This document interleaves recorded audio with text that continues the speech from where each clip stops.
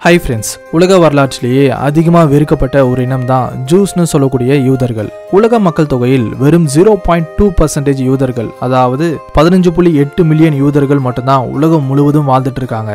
இந்த அளவுக்கு குறைவான மக்கள் தொகை கொண்ட இனமா இருந்தாலும் இந்த உலகத்தோட முக்கியமான விஷயங்களை தீர்மானிக்கிற பதவியில யூதர்கள் தான் அதிகமா இருப்பாங்க.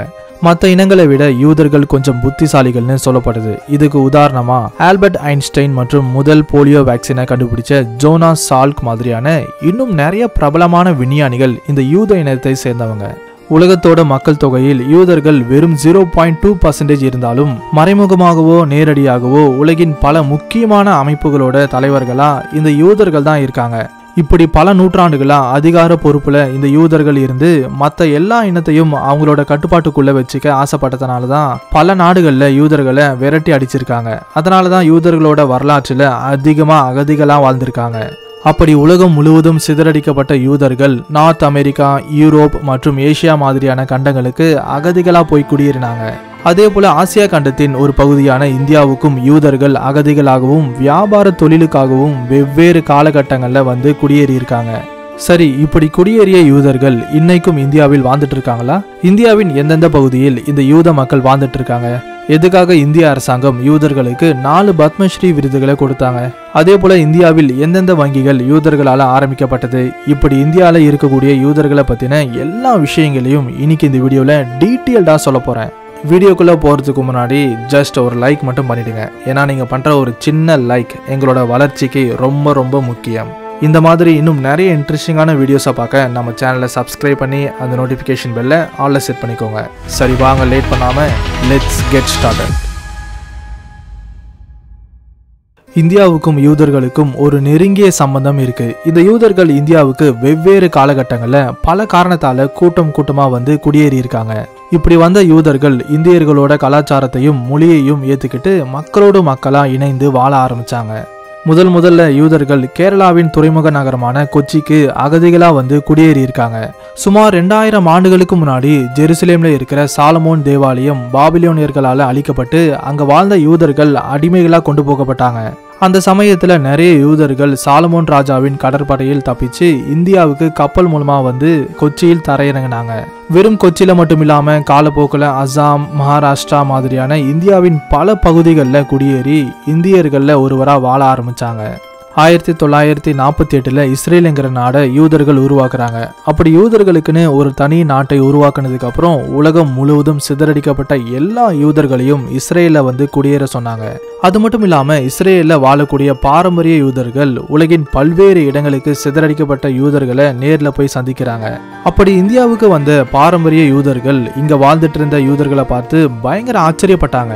ஏன்னா பல ஆயிரம் ஆண்டுகளுக்கு அப்புறம் கூட யூதர்களோட பண்பாடு, கலாச்சாரம், மத கோட்பாட்டையும் கொஞ்சம் கூட மாத்தாம அதை அப்படியே பின்பற்றி வந்ததை பார்த்து அசந்து போனாங்க. அதனால இவங்க ஒரு காலத்துல இந்தியாவுக்கு சிதறடிக்கப்பட்ட யூதர்கள் தானே அதிகாரப்பூர்வமா ஏத்துக்கிறாங்க. அதுக்கப்புறம் இந்தியாவில் வாழ்ந்த நிறைய யூதர்கள் அவங்களோட சொந்த நாட்டுக்கு போனாலும் இன்னும் சில யூதர்கள் இங்கேயே வாழ ஆசைப்பட்டாங்க. இப்போ இந்தியாவில் கிட்டத்தட்ட 5000 யூதர்கள் வாழ்ந்துட்டு இருக்காங்கன்னு புள்ளி விவரங்கள் சொல்லுது. இதுல அதிகப்படியான யூதர்கள் மும்பை மற்றும் அதை சுத்தி இருக்கிற பகுதிகளில் வாழ்ந்துட்டு இருக்காங்க. இதுவே 1940 காலகட்டங்களில் 20,000 50,000 யூதர்கள் இந்தியாவில் வாழ்ந்திருக்காங்க. சரி, இப்போ இந்தியாவில் எத்தனை வகையான யூதர்கள் இருக்காங்க, எந்தெந்த பகுதியில் வாழ்ந்துட்டு இருக்காங்கன்னு பார்க்கலாம். முதலாவது கொச்சி யூதர்கள். எப்படி பல ஆயிரம் வருஷங்களுக்கு முன்னாடி கேரளாவுக்கு இந்த யூத மக்கள் வந்தாங்கன்னு ஆதாரபூர்வமா எந்த ஒரு தகவலும் இல்லை. ஆனா இதை பத்தி ஆராய்ச்சி பண்ண வரலாற்று ஆசிரியர்கள் என்ன சொல்றாங்கன்னா, இந்த யூதர்கள் இயேசு பிறப்பதற்கு முன்னாடி இருந்தே இந்தியாவில் வாழ்ந்துட்டு இருக்காங்கன்னு. அதனால இவங்க ஒரு 3 காரணங்களுக்காக இந்தியாவுக்கு வந்திருப்பாங்க. அதுல முதலாவது காரணம் நான் ஏற்கனவே சொன்ன மாதிரி அகதிகளா இந்தியாவுக்கு வந்தாங்க. 2வது காரணம் சாலமோன் ராஜாவின் காலகட்டத்துல இந்தியாவுக்கும் அப்போதைய பாலஸ்தீனம்னு சொல்லக்கூடிய இஸ்ரேல் நாட்டுக்கும் அதிகப்படியான கடல் வழி வர்த்தகம் நடந்திருக்கு.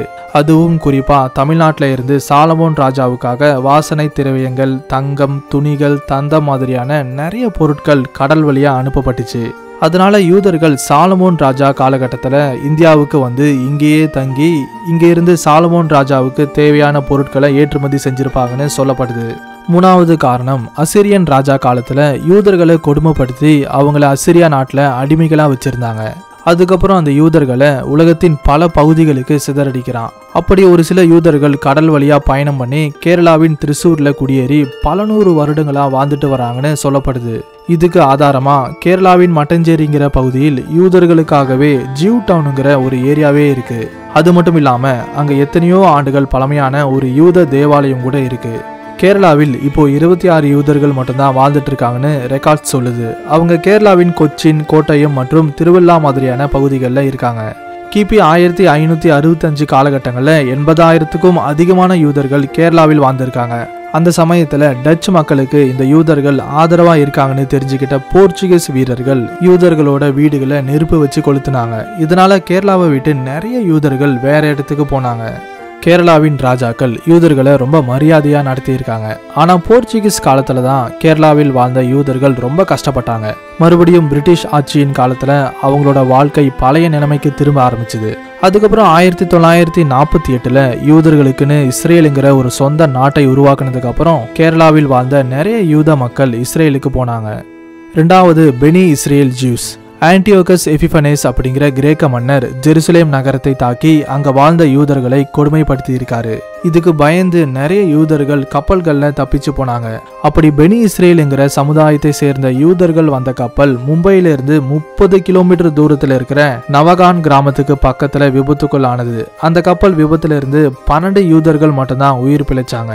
அதுக்கப்புறம் அவங்க மும்பை கடலோர பகுதிகளில் வாழ ஆரம்பிச்சாங்க. மெதுவா அவங்களோட வாரிசுகள் மும்பையின் பல பகுதிகளுக்கு பரவுனாங்க. இந்த பெனி இஸ்ரேல்னு சொல்லக்கூடிய யூதர்கள் ஆங்கிலேயர்களுக்கு ரொம்ப உதவியா இருந்தாங்க. இன்னும் சொல்ல போனா ஈஸ்ட் இந்தியா கம்பெனியின் ராணுவத்துல பெனி இஸ்ரேல்னு ஒரு தனி பிரிவை உருவாக்கி அதுல யூத வாலிபர்கள் மட்டும் வேலை செஞ்சாங்க. அது மட்டும் இல்லாம ஆங்கிலேயர்களோட ஆட்சி சமயத்துல பெரிய பெரிய பதவிகள்ல இந்த பெனி இஸ்ரேல் சமுதாயத்தை சேர்ந்த யூதர்கள் இருந்தாங்க. கடைசியா பாக்தாதி ஜூஸ். இந்த பாக்தாதி யூதர்கள் முதல்ல 18ஆம் நூற்றாண்டில், அதாவது முகல் சாம்ராஜ்யத்தின் சமயத்துல இந்தியாவில் குடிபெயர்ந்தாங்க. ஈராக்கின் தலைநகரமான பாக்தாத்ல இருந்து வந்த யூதர்கள் வறுமை, வர்த்தக வாய்ப்புகளுக்காக மற்றும் சொந்த நாட்டில் ஏற்பட்ட கொடுமையிலிருந்து தப்பிக்க இந்தியாவுக்கு குடியேறும் சூழ்நிலை ஏற்பட்டுச்சு. ஆரம்பத்துல ஏழைகளா இந்தியாவுக்குள்ள வந்த இந்த யூதர்கள் கொஞ்சம் கொஞ்சமா முன்னேறி வர்த்தக தொழில சிறந்து விளங்கினாங்க. பாக்தாதி யூதர்களின் ஒரு பிரபலமான குடும்பம் தான் இந்த டேவிட் சசூன் அப்படிங்கிற குடும்பம். ட்ரேட் அண்ட் டெக்ஸ்டைல் பிசினஸ்ல கொடிகட்டி பறந்த இந்த குடும்பம் தான் இப்போ இந்தியாவில் இருக்கிற பேங்க் ஆஃப் இந்தியாவை ஆரம்பிச்சாங்க. ஒரு காலத்துல கொல்கத்தால அதிகப்படியான யூதர்கள் இருந்திருக்காங்க. அதுக்கப்புறம் இஸ்ரேல் நாடு உருவானதுக்கு அப்புறம் எல்லாருமே அவங்களோட சொந்த நாட்டுக்கே போயிட்டாங்க. இப்போ கொல்கத்தாவில் வெறும் 20-30 யூதர்கள் மட்டும்தான் வாழ்ந்துட்டு இருக்காங்க. சரி, இப்போ உலக அளவுல மற்றும் இந்தியாவில் இந்த யூதர்கள் என்னென்ன சாதனைகளை பண்ணியிருக்காங்கன்னு பார்க்கலாம். 1901 2022 வரைக்கும் சுமார் 214 நோபல் பிரைஸை யூதர்கள் மட்டுமே வாங்கியிருக்காங்க. அது மட்டும் இல்லாம டேவிட் ஆப்ரஹாம், ஜெஸ்ரா ஜிராட், நிசீம் எசேக்கியல் மற்றும் எஸ்ரா மீர் இப்படி இந்த 4 யூதர்களுக்கு இந்திய அரசாங்கம் பத்மஸ்ரீ விருதை தந்தாங்க. வரலாற்றில் வெவ்வேறு காலகட்டங்களில் இந்த யூதர்கள் இந்தியாவில் குடியேறி ரொம்ப செழிப்பா வாழ்ந்தாங்க. முக்கியமா முகல் சாம்ராஜ்யம் மற்றும் ஆங்கிலேயர்களின் ஆட்சி சமயத்துல யூதர்கள் முக்கியமான பொறுப்புல இருந்திருக்காங்க. ஒருவேளை இஸ்ரேலுங்கிற நாட்டை உருவாக்காம இருந்திருந்தா இந்தியாவில் யூதர்களோட எண்ணிக்கை கண்டிப்பா அதிகரிச்சிருக்கும். ஒருவேளை இப்படி நடந்திருந்தா இந்தியாவில் நிலைமை எப்படி இருந்திருக்கும்னு கொஞ்சம் யோசிச்சு பாருங்க. சரி, யார் இந்த யூதர்கள்? எதுக்காக யூதர்கள் குறிப்பா சிவப்பு நிற மாட்டை அவங்களோட சடங்குக்காக தேர்ந்தெடுத்தாங்க? அப்படி அந்த சடங்கை பண்ணா இந்த உலகத்தின் அழிவு ஆரம்பமாகுமா? யூதர்களின் இந்த விசித்திரமான சடங்கு பத்தின வீடியோவோட லிங்கை டிஸ்கிரிப்ஷன்லையும் பின்டு கமெண்ட்லையும் தந்திருக்கேன். கிளிக் பண்ணி பாருங்க. கண்டிப்பா ரொம்ப சுவாரஸ்யமா இருக்கும். இந்தியாவில் வாழ்ந்த யூதர்களை பத்தியும் இப்போ உலகத்துல வாழ்ந்துட்டு இருக்கிற யூதர்களை பத்தியும் உங்களோட கருத்து என்னன்னு கமெண்ட்ல சொல்லுங்க. இந்த வீடியோ பிடிச்சிருந்தா லைக் பண்ணுங்க, ஷேர் பண்ணுங்க. மறக்காம நம்ம சேனலை சப்ஸ்கிரைப் பண்ணி அந்த நோட்டிஃபிகேஷன் பெல்லை ஆல்ல செட் பண்ணிக்கோங்க. மறுபடியும் அடுத்த வீடியோல சந்திக்கலாம். தேங்க்ஸ் ஃபார் வாட்சிங்.